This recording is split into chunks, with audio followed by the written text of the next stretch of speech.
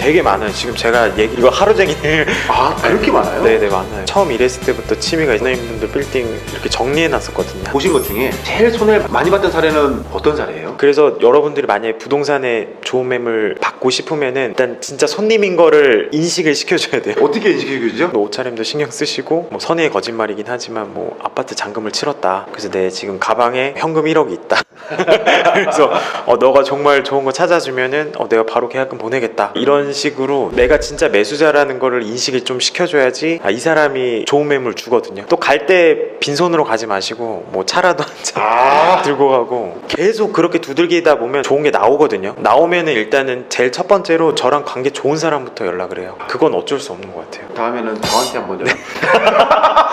아파트는 어차피 불출두 다수가 많이 사잖아요. 네. 빌딩 같은 경우에는 사시는 분들이 계속 사는 거고. 네. 그래서 일반 분들은 좋은 매물 받기가 쉽지 않은 거예요. 하루아침에도 거래되거든요. 그게 금매죠. 네. 심지어 건물 안 보고도 사. 그럴 것 같아요. 왜냐면은 네. 내가 그 전에 건물을 갖고 있었다 그러면은 네. 그 지도만 딱 바로 보면 알잖아요. 네. 아, 참, 그리고 이 연예인 분들도 보면은 투자를 잘하셨던 분들이 얼마 전에 나왔잖아요. 예, PD 예, 그쵸. 시절에. 예. 연예인이라 하더라도 분명히 실패한 사람이 있을 거거든요. 아니, 실패한 사람이 더 많아요.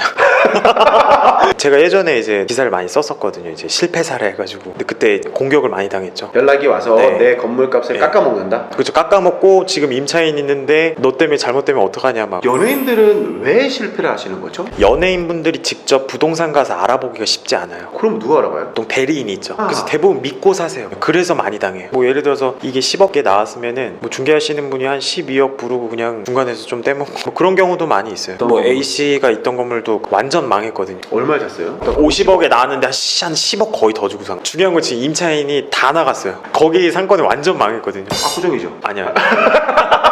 그분이 또 폭탄을 하나 또 가지고 있어요. 그것도 제가 봤을 때 아슬아슬해요 지금. 또 어떤 사람이 있어요? 이제 AC 했으니까 BC 가시죠. B씨는 이제 건물 이쁘다고 산 거죠. 근데 이제 땅의 가치로 보면은 그 용도 지역이 있잖아요. 그 중에서 제일 낮은 거였어요. 그러니까 일종 전용이었어요. 더 이상 올릴 수 없는 네. 지구 단위 계획이라 그래서 이게 딱 정해진 게 있어요. 근데 그 지구 단위 계획을 바꾸긴 쉽지 않거든요. 근데 지구 단위 계획상 일종 전용은 정말 낮은 층밖에 못 올리잖아요. 그렇죠. 그러니까 용적률도 100%인 거죠. 원래 일종은 거의 주택가죠. 근데 그분은 사무실로 쓰는 건물이었거든요. 그것도 사가지고 되게 골치 아팠어요. 그래서 한 1년 동안 또 공실이었다가 임대 맞춰놓고 그냥 거의 취득세만 감안하고 팔았거든요. 얼마에 샀어요? 10억대였어요 다. 10% 정도 손해 보신 거네요. 그럼 또 그거랑 뭐 공실이었던 기간도 있고. 공실에 대한 스트레스는 네. 말로 못 하잖아요. 그쵸. BC 말고 이제 CC CC는 또 뭐예요?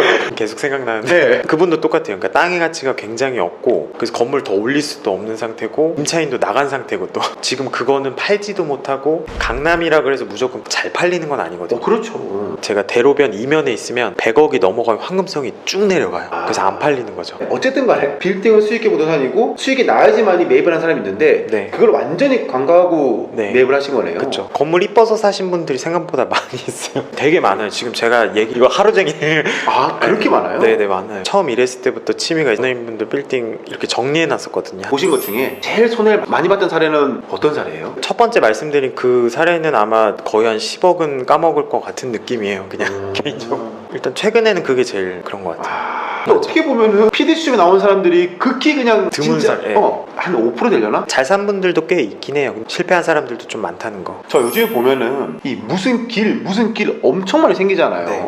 그런 곳에 투자하는 건 어떤가요, 도대체? 저는 적극 반대예요. 아, 왜요? 유행을 타서 또 금방 없어질 수도 있어요. 어떻게 보면 거기가 진짜 폭탄 돌리기네요. 네, 거기가 진짜 폭탄 돌리. 경리단도 좀 그렇게 된 거죠. 거기가 상권 생기기엔 굉장히 조건은 좋진 않거든요. 언덕길에다가 되게 찾아가기도 힘들고. 고객분들도 그런 분들 많아요. 그 뜰만한 길 알려주세요. 아, 근데 저는 무조건 그런 거 하지 말라 그러거든요. 좀 검증된 곳에 사시는 게 제일 안전해요. 그 요즘에 보면은 유명한 커피숍 있잖아요. 네. S 커피숍. 그런 건물들은 수익률이 몇 프로 정도 돼야지 거래가 돼요? 보통 임대료보다는 이게 수수료 매장이거든요. 근데 원래 수수료가 17%, 18% 막 이랬거든요. 그렇죠. 근데 지금 막 12%, 13% 막 이래요. 그래서 수익률이 실질적으로 높진 않아요. 근데 그래도 그냥 매수자분들이 사거든요. 아무래도 안전한 그쵸. 임차인 생각하면 그러는 거죠. 네네. 근데 일단은 그런 임차인들이 있으면 저희도 고객들한테 판매하기가 되게 좀 수월하긴 하죠. 뭐 누구나 다 아는 그런 커피숍인데. 그래서 1층에 만약에 그게 있다 그러면 되게 잘 팔리죠. 근데 반대로 아까 그 국밥집. 그러니까 이게 아무리 수익률이 높아도 이 S 커피숍이 있으면 이게 더 잘 팔리거든요. 그래서 좀 임차인 업종도 되게 중요한 것 같아요. 그러면 좋은 꼬마 빌딩을 찾는 방법은 뭐가 있을까요? 일단은 중개인이랑 좀 관계가 좋아야지 아, 그렇죠. 좋은 매물을 얻을 수 있고, 그리고 무엇보다 저는 답사를 좀 많이 가야 많이 된다. 가야 돼요. 현장에. 현장 가서 뭘 봐야 돼요? 저는 서류를 3개 챙기라 그래요. 등기부 등본이랑 그다음에 이제 건축물 대장, 그다음 마지막으로 토지 이용계. 등기부 등본을 왜 갖고 가는 거예요? 상대를 약점을 알아요. 이게 뭔가 공격을 하는 거 아니에요. 등기부 등본에 약점이 뭐가 있어요? 개인 채무라든지 뭐 연세가 많다든지 그러면 연세가 좀 많으신 협상을 분들은 이제- 좀 잘할 수 있거든요. 연세가 많으신 분들은 이제 자식들한테 이제 네, 이걸 그렇죠. 해야 되니까. 그다음에 채무가 많아. 이자를 엄청나게 많이 내고 있는 거야. 그러면은 이 가격 협상에 대해서 유리하다는 거죠. 그렇죠. 그래서 그런 건물들은 작업이 잘 돼요. 작업이 잘 된다는 게 협상. 네, 쭉쭉쭉 내려와요. 그리고 소유자가 있고 대리인으로 많이 하는 경우가 있거든요. 근데 대리인이 하는 말이랑 이 소유주랑 하는 말이랑 또 틀리거든요. 협상이 안 돼요, 이 사람은 일단. 그래서 저희는 항상 이 사람 말이랑 연결하려고 그러거든요. 금액이 차이가 많이 나요. 그렇죠. 네. 대리인 같은 경우에는 말 못하잖아요. 네거 아니라고 막판이 막 그럴 수 있으니까. 예, 예. 그러면 혹시 얼마짜리를 얼마까지 다운시켜 보셨어요? 진짜 이 중개인이 중요한 게 뭐냐면 제 말 한마디에 몇 억이 왔다 갔다 해요. 상가나 빌딩 같은 경우에는 시세가 없기 때문에. 네, 그쵸. 그쵸. 이 사람 마음을 사야 돼요. 그래서 매일같이 찾아가서 막 무릎도 꾼 적 있어요. 진짜요? 네, 가격 깎으려고. 그래도 깎였어요? 깎였죠. 건축물 대장은 왜 챙겨가냐면 실제로 건물을 가보면 용도가 틀린 경우 있어요. 그리고 면적이 틀린 경우도 있고, 그리고 또 중요하게 봐야 되는 게 주차장. 건축물 대장이 이제 주차 대수가 있거든요. 네네네. 근데 주차장 불법인 게 굉장히 많아요. 우리나라 건물의 한 반 이상인 것 같아요. 홍대 같은 경우에는 1층에서 임대료가 다 나오잖아요. 그래서 거기를 그냥 매장으로 쓰는 거예요. 뭐 예를 들어서 4대다 그러면 현장에 가서 진짜 4대가 있는지 봐야 돼요. 홍대는 어차피 자동차를 타고 오는 상권이 아니다 보니까 그쵸. 네. 한 대만 되더라도 1층에 임차인이 있어서 네. 임대료를 많이 받을 수 있어 하면 네. 나쁘지 않은 거 아닐까요? 그래서 나쁘진 않은 거죠. 근데 일단 알고 있는 거랑 이게 모르는 거랑 틀리죠. 적발이 걸리고서 갑자기 이제 이행강제금이 엄청 나와가지고 철거하는 경우도 있거든. 그 임대료가 또 줄어들 수도 있어요. 그래서 그렇죠. 건축물 대장은 꼭 챙겨가셨으면 좋겠어요. 건물 볼 때. 그다음 토지 이용계. 그래서 그건 거기 뭐가 아까 보시면은 땅의 그 용도 지역이랑 다 나와 있거든요. 그래서 그거를 좀 가져가서 보시면은 이 땅 모양도 제대로 볼 수 있고. 그래서 해 서류는 꼭 답사 가셨을 때 챙겨가셨으면 좋겠어요. 말씀하신 대로 관리가 안 된 좋은 빌딩이 진짜 많은 것 같아요. 진짜 많아. 대체적으로 건물주가 직접 살고 있는 건물들 네. 그런 게 보석이 많아요.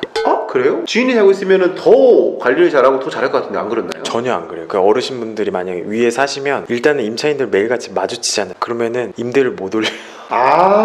그럴 수 있겠구나. 그래서 그런 건물이 알짜가 많아요. 그 사람들 임대를 안 받아도 뭐 먹고 사는데 크게 지장은 없거든요. 근데 그거를 만약에 매입을 했어. 네. 그럼 이 임차인 분들이 그동안은 이제 좋은 조건에 있었죠. 있었죠. 네. 근데 그분들이 이제 명도를 하든지 아니면 네. 이제 뭘 해야 되잖아요. 예, 예. 어떻게 하세요? 그러면 그런 거는? 건물주가 살고 있는 부분은 근생으로 바꿔야 돼요. 그리고 임차인들은 줘야 권리금을 된다. 줘야 돼요. 나쁘게 헤어지면은 분명히 나쁜 일이 생기더라고요. 그러면 우리가 매입을 할 때 권리금 어느 정도 줄 거를 생각을 그쵸, 하고. 생각은 하고 있어야죠. 근데 그래도 안 나가실 수도 있잖아요. 그 법 조항에 있거든요. 만약 신축을 할 때는 계약 전에 구체적으로 고지하라고 돼 있어요. 그 계약할 때 구체적으로 고지만 하면 그 갱신 요구권은 없는 거예요. 권리금은 별도의 문제이긴 해요.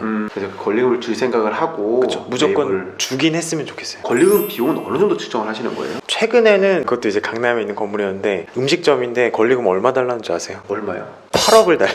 8억? 장사가 엄청 잘 됐어요? 아니요, 손님이 없는데 8억을 달래요. 그냥 던진 거죠, 어떻게 보면. 그래서 8억 달라고 해서 어떻게 된 거예요? 일단은 절대 안 준다, 소송한다. 본인도 이제 또 내려왔어. 3억까지 내려왔어요, 지금. 그래서 더 지금 조정 중인데. 이 참 권리금이랑 조항이 참 애매한 거예요, 그죠? 맞아요. 그게 생긴 지 그렇게 오래는 안 돼가지고. 네, 예를 들어 음식점이 있다 네. 하면은 음식점 할 사람이 들어와야지만 이게 필요한 거지. 그쵸. 아니면 안 필요하거든요. 네, 맞아요. 손님이 같은 것도 아니고. 그쵸. 물론 이 너무 위치가 좋아서 바닥 권리금이 있다 그러면은 그건 인정해주겠다 그거야. 네. 하지만 그 금액은 또 그렇게 크지 않잖아요, 보면은. 근데 누가 들어올지도 모르는 여기 상가에 그 금액 측정하는 것도 애매하고 그 금액 측정조차도 감정평가사가 하잖아요. 네네, 그쵸. 근데 감정평가사가 해상국으로 팔아봤나? 권리금을 요구하는 건 어떻게 보면 임차인으로서의 권리니까는 그거에 대해서는 뭐라 할 수가 없는 거고. 네, 결론은 일단 좀 줘야 된다. 아니 맞아요. 뭐 그런 거. 왜냐면 그거를 준다 생각하고 매입을 하는 거고 그걸 줬을 때 나는 더 큰 수익을 바라보고 하는 거기 네, 때문에 맞습니다. 그걸 가지고 더 시간 끌면서 1, 2년 가는 것보다는 좋은 협의점을 찾아서 네. 빨리 네. 매각하는 게 그쵸. 더 이득적인 것 같아요. 맞아요. 요즘에 제일 불안한 것 중에 하나는 코로나 터졌잖아요. 코로나 때문에 임대가 안 맞춰진다고 하는데 어떻게 생각하세요? 상가만 있는 곳은 타격이 꽤 많이 있는 것 같아요. 근데 저는 반대로 어떻게 어떻게 생각했냐면 마땅히 들어갈 건물도 없어요. 그러니까 요즘 스타일 건물이 없어요. 강남에 공실 돌아다니면 진짜 많잖아요. 네. 근데 마땅히 들어갈 만한 데가 없어요. 건물이 막 다 노후화돼 있고 옛날 스타일이고 그냥 방치해둔 건물이 되게 많아요. 그래서 저희 최근에 고객분이 리모델링을 했거든요. 요즘 네. 스타일대로. 2주 만에 임대를 다 마쳤어요. 심지어는 가려서 받았어요. 리모델한 것만으로? 네네. 그러니까 이것도 위치 뭐 이런 것도 다 중요한데 임차인이 좋아할 만한 그런 스타일대로 해야 돼요. 그래서 저는 투자하면서 제일 중요한 분들 중에 한 분이 건축가라고 봐요. 이 사람이 진짜 만들어줄 사람이에요. 저는 3명이라고 보거든요. 저희 같은 중개인, 두 번째는 은행 지점장, 그 세 번째 건축사. 그 세 개가 합이 이루어지면 완벽한 건물이 되는 거네요. 네, 맞습니다. 아, 참. 그리고 200억대 이렇게 되면은 네. 사모펀드에도 팔 수 있잖아요. 사모펀드도 200억 작다고 생각해요. 아, 500억 예, 이렇게. 500억 뭐 그 이상 뭐. 저는 이번에 코로나 영향으로 금액대 높은 건물들이 꽤 나올 것 같아요. 그 기업들이 타격을 많이 받았거든요. 큰 건물이라 그러면은 우리 거 아닌 거죠? 그렇죠. 저희 거 아니에요. 현금 많으신 분은 지금 기회예요. 저는 제가 봤을 때는 자산가 분들은 일단 빌딩 하나는 사고 싶어 하시는 것 같아요. 이제 우리 마무리를 하면은 네. 꼬마 빌딩 투자하는 방법 간단하게 설명 좀 해주시겠어요 한번? 진짜 간략하게 설명드리면 건물을 선정하고 매입을 하고 그 중간에 해야 될 게 일단은 대출 받으려면 사업자 등록증을 내야 돼요. 그쵸. 그리고 이제 명의를 어떻게 할 건지 그냥 번호를 와이프 넣는 경우도 되게 많거든요. 근데 와이프가 소득 증명이 안 돼서 세무조사 맞는 분들이 되게 많아요. 맞아요. 이거 매입을 할 때는 세무사랑 상담하는 것도 되게 맞아요. 중요해요. 그래서 저는 항상 상담 비용 내라 그래요. 몇십억, 몇백억짜리 사는데 10만 원, 그 20만 원 그 상담 비용이 안 깝다고 그럼요. 안 하시는 건 아니거든요. 그 다음에 이제 매입하기 전에 일단 대출 가능 금액 정도는 확인은 해야 돼요. 그 다음에 만약에 공동 명의로 매입하면 동업계약서를 써야 돼요. 맞아요. 동업계약서 안 쓰면 비용 처리가 안 될 수도 있어요. 또 중요한 게 뭐냐면 임차인이 그렇게 맞춰져 있는 줄 알고 샀는데 잔금 이후에 임차인이 그냥 나갈 수 있어요. 임차인이 선택할 수 있거든요. 나 건물주 그쵸. 바뀌니까 나갈래? 그럼 나갈 수 있어요. 그래서 잔금 전에 승계 확인서를 받아요. 그렇게 해야지 완벽하게 임차인이 넘어오는 거거든요. 우리가 살 때 무조건 이 임차인 날 따라오겠지라고 생각하시면 절대 안 되는 맞아요. 거예요. 근데 그런 경우가 생각보다 꽤 많아요. 꼭 확인하시고 꼭 잔금 치르시고 그리고 잔금날 다 받으세요. 서류는 건물주 있는 서류 다 달라 그래서 열쇠랑 대부분 보면은 잔금 치르고 매도인이 연락이 안 돼요. 귀찮잖아요. 뭐 안 해준다고 해서 법적 걸리는 것도 아니고. 네, 그쵸. 이제는 뭐 알아서 해. 20만 써 이거잖아요. 네, 그렇죠. 그리고 그렇게 가지고 계시다가 한 2년 뒤 3년 뒤에는 이제 대출 그때가 거의 만기거든요. 그래서 한번 은행 지점장님을 들었다 놨다 한번 해야 돼요. 들여다 놨다가 뭐예요? 금리가 더 내려갔을 수도 있잖아요. 네. 그래서 다른 은행으로 갈아탈 거다. 그럼 갑자기 금리를 내려주세요. 네, 밀당을 한번 하고 탁상감정 받아가지고 대출이 더 나오면 그거 가지고 또 살 수도 있는 거죠. 그렇죠. 그렇죠. 그렇게 10년 지나면은 네. 빌딩 한 3-4채 갖고 있는 그쵸, 예, 그렇게 가지고 있는 거예요. 그리고 아까도 말씀드렸지만 가장 중요한 게 파는 거예요. 그래서 항상 매입할 때 운영 계획이랑 매각 계획도 항상 좀 생각해 보세요. 이때 이제 몇 억씩 나는 거죠.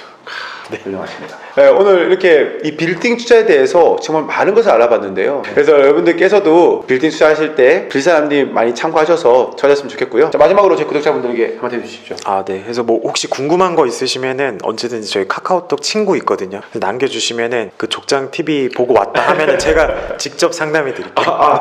저 스스로 받는 거 아니니까. 초대해 주셔서 감사합니다. 별 말씀을요. 네. 네, 오늘도 긴 시간 해주셔서 감사하고요. 네, 또 다음에 더 좋은 콘텐츠로 찾아뵙겠습니다. 감사합니다. 감사합니다.